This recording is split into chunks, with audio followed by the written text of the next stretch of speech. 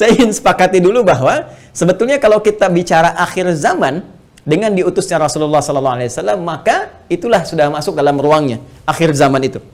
Ya, cuma kita belum katakan berakhirnya zaman, kita baru katakan akhir zaman. Ya, artinya apa? Kita berada di penghujung kehidupan dunia, ya, dan akan dekat ke akhir kehidupannya, artinya selesai di dunia ini, karena dengan risalah selesai, maka tinggal umat menjalani sampai batas yang Allah tentukan. Ya, batas waktu yang telah Allah tetapkan, kalau menunjuk kepada waktu spesifiknya, detiknya, menitnya, sampai jamnya, disebut dengan sa'ah namanya, as-sa'ah. Ya. Nanti di periode ini ada kejadian-kejadian, ya, di mana segala hal bisa muncul, ya, bisa terjadi banyak hal nanti kita sebutkan, baik itu nanti huru-hara, baik itu banyak musibah, baik itu nanti selesai kehidupan, wafat, bangkit, sesuatu terjadi. Sesuatu yang banyak terjadi, bangkit dan sebagainya disebut dengan qiyamah namanya. Ya, asalnya qiyam, sifatnya ditambah ta disebut dengan qiyamah. Karena itu nanti peristiwanya disebut dengan yaumul qiyamah. Yaumul qiyamah. Ya. Nanti ada surah Al-Qiyamah, surah ke-75, gitu kan? La uqsimu biyaumil qiyamah. Ini peristiwanya. Tapi kalau kita ingin menunjuk kepada waktunya spesifik, ya, berakhir nih waktunya, selesai, sehingga terjadi kiamat yang dimaksudkan. Kita serap ke dalam bahasa Indonesia menjadi kiamat. Ya, berakhir waktunya disebut dengan sa'ah. Sa'ah menunjuk kepada, kalau sekarang dalam bahasa Arab standar sekarang sa'ah disebut jam. Ya, jam ada detiknya, kan sa'alan. Jam berapa sekarang? Ya, sampai ke detiknya, sampai ke menitnya dan seterusnya, itu menunjuk kepada waktu ini disebut dengan sa'ah. Ya, karena itu teman-teman sekalian, ketika Allah menegaskan kapan terjadi tepatnya terjadi kiamat ini, menunjuk pada waktunya, itu hanya milik Allah Subhanahu wa taala, prerogatifnya. Ya, karena itu di Quran surah ke-31 Luqman, di ayat ke-34, ayat terakhir, hal pertama dari 5 hal yang menjadi hak prerogatif Allah, kalimatnya langsung menggunakan kata sa'ah. Innallaha 'indahu 'ilmus sa'ah. Ini. Kalimatnya menggunakan apa? Sa'ah. Ya, di hadis Muslim, nomor hadis yang ke-8, disebut dengan hadis Jibril, ya, alaihissalam, ketika beliau bertanya mengonfirmasi kepada Rasulullah, ya, Sayyidina Muhammad sallallahu alaihi wasallam, bertanya tentang kapan tepatnya terjadi kiamat. Maka kalimat terakhirnya ketika bertanya tentang iman, Islam, ihsan, mata sa'ah. Mata sa'ah, kapan tepatnya terjadi kiamat? Nabi menjawab, mal mas'ulu anha bi'alama minas sa'il. Kenapa penting saya sebutkan ini? Nah, ada langsung firman Allah dalam Al-Quran, pembukaan satu surah, di surah ke-54, Al-Qamar. Ya, Al-Qamar. Dalam pandangan Allah, Allah menyebutkan bahwa ketika Rasulullah diutus sebagai Rasul di akhir zaman, artinya zaman ini terakhir dalam kehidupan, nggak ada nanti umat yang baru lagi, nggak ada Rasul diutus lagi dan sebagainya. Itu sudah Allah mendeklarasikan satu pembuka kalimat dalam firman yang sangat singkat tapi tajam sekali. Iqtarabatis sa'ah. Iqtarabatis sa'atu wansyaqqal qamar. Quran surah ke-54 ayat yang pertama. Jadi Allah sudah menyampaikan sejak Nabi SAW diutus kurang lebih 15 abad yang lalu, kan? Allah menyampaikan iqtarabatis sa'ah. Ya, masa itu sudah dekat. Ya, jadi sejak diutusnya Nabi, Allah sudah mendeklarasikan, sudah menyampaikan, ya, menginformasikan pada seluruh hambanya bahwa ini kejadian ini sudah dekat. Ya, dengan diutusnya Rasulullah, bahwa zamannya akan berakhir. Cuma dekatnya dalam konteks firman Allah dengan pandangan kita tentu sangat berbeda. Ya, karena dimensinya tidak serupa, sifat-sifatnya jauh berbeda, kan? Maka demikian pula memahami firman Allah tidak menggunakan pendekatan akal manusia. Jangan kita katakan dekat dengan ukuran kita, tidak. Lihat ukuran Allah. Ya, di mana ukuran Allah? Lihat surah Al-Ma'arij misalnya, ayat yang ke-6. Innahum yarawnahu ba'ida wa narahu qariba.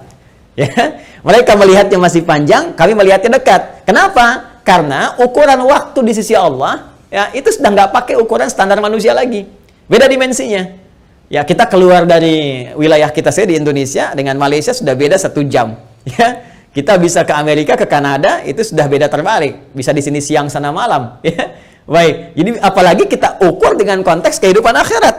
Ya, ya, ketika Allah berfirman, dengan kita di sini ya antara kehidupan di luar bumi, di langit saja misalnya, itu yang sudah tidak ada gravitasi lagi, sudah gravitasi nol, itu perbedaan waktunya sudah berbeda jauh. Makanya ketika Al-Quran menginformasikan fi yaumin kana miqdaruhu alf sanatin mimma ta'udun, ya ada 1 tahun bisa beda 1000 tahun. Dalam konteks orang dihukum di neraka bisa seharinya serasa 50.000 tahun, sehari bisa 1000 tahun. Artinya kalau Allah katakan misalnya 7 hari, berarti masih 7.000 tahun ya. Ya, 2 hari berarti masih 2.000 tahun dalam konteks terkecilnya, dalam pandangan kita. Tapi kita tidak tahu kapan itu terjadi. Secara singkat, Allah sudah mengatakan bahwa sejak Rasulullah SAW diutus, ini keadaan sudah akhir zaman. Ya kan? 1. Dan sudah mendekat kepada kiamat. Cuma dekatnya itu kapan waktunya, kita tidak tahu. Dalam pandangan Allah dekat, dalam pandangan kita ngitung dari masa Nabi ke sini masih 15 abad, belum kiamat juga, ya kan? Sekarang belum kiamat juga, makanya jangan tanya tentang waktunya. Ya, yang ditanya persiapan kita apa? Ya, kalau Anda bertanya tentang waktu pada sesuatu yang sudah diatur, kaidah mengatakan sesuatu yang sudah diatur, jangan banyak ditanya lagi. Nanti menjadi semakin tidak teratur keadaan Andanya. Ya, matahari terbit dari timur, tenggelam di darat, masih Anda tanya kenapa terbit dari timur? Itu kurang kerjaan. Kurang kerjaan. Ya, kenapa malam gelapnya? Itu kurang kerjaan. Jelas ya? Kenapa? Karena sudah kita mengerti, itu ma'lumun bid-darurah, sudah dipahami, sudah dimengerti. Naluri kita sudah bisa membaca, akal kita sudah mengetahuinya, ditanamkan dalam diri kita. Karena itu, sesuatu yang sudah Allah atur, jangan ikut-ikut mengatur lagi. Ya, Nabi pernah ditanya tentang kiamat, Nabi tanya, bagaimana persiapan kamu kalau terjadi besok? Jangan tanya waktunya. Karena Allah rahasiakan semua itu supaya memberikan getaran pada jiwa kita dan katalis pada diri kita untuk meresponnya dengan semangat beramal dan menyiapkannya. Itu poinnya. Baik, jadi kalau kita sudah pahami ini semua, bahwa kita hadir saat ini, aktivitas kita ada di penghujung zaman, artinya memang kita sudah berada di akhir zaman, tapi kita tidak tahu kapan zaman berakhir. Tapi kita bisa melihat tanda-tanda yang disampaikan Rasulullah SAW di setiap perubahan-perubahan yang terjadi di akhir zaman itu. Perubahan-perubahan inilah yang menjadikan kita mesti menghadapi tantangan-tantangan yang dimaksudkan. Karena setiap era perubahan tadi itu ada tantangannya tersendiri, tahadiyatnya sesuai dengan karakteristik umatnya. Nah, pertanyaannya, apa yang diinformasikan oleh Rasulullah di zaman beliau berupa tantangan-tantangan, sampai perubahan-perubahan setelah masa-masa beliau kemudian wafat, bagaimana prediksi-prediksi yang disampaikan oleh para sahabat, ini yang coba kita uraikan. Dan di antara uraian itu, ada yang teman-teman sebut dengan petaka-petaka. Ada yang kita istilahkan dengan musibah-musibah. Seperti apa musibah yang digambarkan itu di setiap waktu-waktu yang berganti sepeninggal Nabi SAW, itu yang coba kita turunkan. Lalu kita akan mengaji bagaimana Nabi memberikan petunjuk kepada kita dengan izin Allah Subhanahu wa taala, saking sayangnya kepada kita, supaya setiap umat yang mengalami masa-masa itu lulus menghadapi ujiannya. Itulah rahman Allah Subhanahu wa taala. Itulah di antara sifat Rasulullah yang disebut dengan rahmatan lil alamin. Saking cintanya kepada seluruh pengikut beliau, umat beliau, maka beliau memohon kepada Allah diberikan petunjuk oleh Allah, begini, setiap era ini nanti akan ada begini. Nanti kamu akan hadapi begini. Begini cara menghadapinya, begini cara menjaganya. Kalau kita lakukan itu dengan baik, maka Allah akan menyelamatkan kita dari keadaan-keadaan yang dimaksudkan dan lulus kita ujian sampai kita menghadap kepada Allah Subhanahu wa taala. Kehidupan ini sebentar. Ya, sebentar. Jadi kalau kita terlampau banyak mainnya, sayang. Ya, pada akhirnya kan selesai. Karena itu patut kita menata diri dengan baik supaya maksimal kita bisa hadapi. Nah, mari kita turunkan. Kalau sudah paham ini, mohon maaf ya, saya izin hapus dulu. Bismillah. Saya berikan kesimpulan dulu sejenak. Jadi jangan lantas nanti diartikan akhir zaman, kiamat gitu kan. Padahal kita juga sedang di akhir zaman sekarang. Dan Rasulullah diutus Rasul akhir zaman. Sekarang kita ustadznya ustadz akhir zaman gitu kan. Dan kalau ada presiden akhir zaman, menteri akhir zaman, lurah akhir zaman. Termasuk juga sekolah-sekolah akhir zaman dan sebagainya. Tapi zaman itu sampai berakhir, seperti apa tahapan-tahapannya, bagaimana ujiannya. Itu yang kita lihat. Ya. Di kesimpulan pertama, 1, tentang akhir zaman, sudah kita bahas.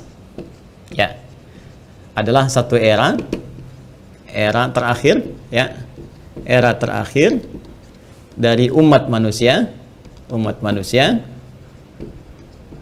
yang beraktivitas, ya kan, di bumi. Ini dia, era terakhir dari umat manusia yang beraktivitas di bumi. Jelas ya? Nah, ditandai dengan diutusnya Rasul terakhir, yaitu Rasulullah Sayyidina Muhammad sallallahu alaihi wasallam, kan? sallallahu alaihi wasallam. Kemudian karena siap Rasul itu membawa petunjuk, juga diberikan petunjuk berupa hudan terakhir. Itu berupa Al-Quran.